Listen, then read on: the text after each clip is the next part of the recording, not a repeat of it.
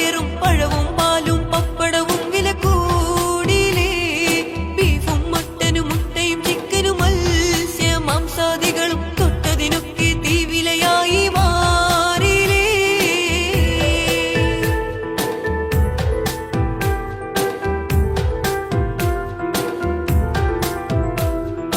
തക്കാളിക്ക കിട്ടണമെങ്കിൽ ലട്ടിയിൽ നോട്ട് കൊടുക്കണം. കൊഞ്ചമതിഞ്ചി വാങ്ങണമെങ്കിലും 100 നോട്ടുകൾ നൽകണം. ചെറിയൊരു സഞ്ചി നിറയ്ക്കണമെങ്കിൽ വലിയൊരു സഞ്ചി പണം വേണം. നിത്യവും ജോലി ചെയ്താൽ പോലും കടവും കള്ളിയുമാക്കണം. എന്തൊരു ഗതികേട്, ഇവിടെ ജീവിക്കാൻ പാട്.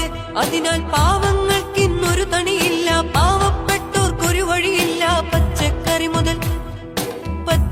മുതൽ പച്ചരി ചോറ്റരി പാച്ച മുളകും പയർ പഴവും പാലും പപ്പടവും വില കൂടിയിലേ.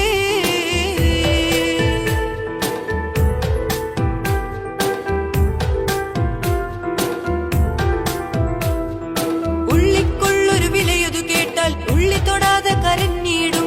ഉള്ളിയിലുള്ള വെളുത്തുള്ളിയുടെ വിലയതു കേട്ടാൽ ഞെട്ടിയിടും. ഉള്ളിയിലുള്ളിയോടുള്ളൊരു മോഹം കൽവിലൊതുക്കി നടന്നിടും. താമര കരിവാളും നിച്ചിട്ടി നാടു ഭരിച്ചു മുടിച്ചിടും. എന്തൊരു ഗതികേട്, ഇവിടെ ജീവിക്കാൻ പാട്. അതിനാൽ പാവങ്ങൾക്കിന്നൊരു ഗതിയില്ല, പാവപ്പെട്ടോർക്കൊരു വഴിയില്ല. പച്ചക്കറി മുതൽ പച്ചരി ചോറ്റരി പാച്ച മുളകും പയർ പഴവും പാലും പപ്പടവും വില കൂടിയിലേ.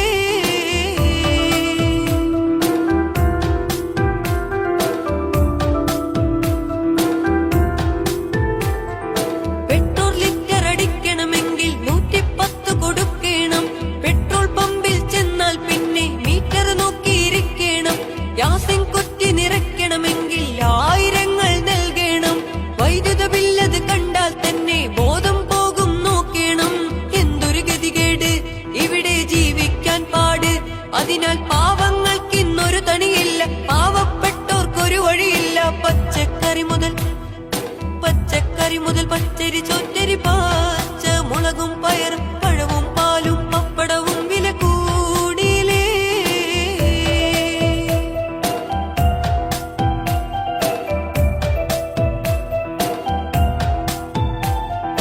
പാവങ്ങൾക്കൊരു ജീവിതമെന്നത് ദുസ്സഹമേറിയ വഴിയാണ്. പാവങ്ങളുടെ തലയിൽ നികുതി ഭാരം കൂട്ടൽ പതിവാണ്. ഒന്നു മുടങ്ങിപ്പോയാൽ പിന്നെ ഫൈനും പുകിലും ചോറാണ്. പണമുള്ളോരുടെ വീഴ്ചകൾ കണ്ടില്ലെന്ന് നടിക്കലും പതിവാണ്. എന്തൊരു സർക്കാര്, ഇവിടമിലുള്ളൊരു സർക്കാര്. അതിനാൽ പാവങ്ങൾക്കിന്നൊരു ഗതിയില്ല, പാവപ്പെട്ടോർക്കൊരു വഴിയില്ല. പച്ചക്കറി മുതൽ പച്ചരി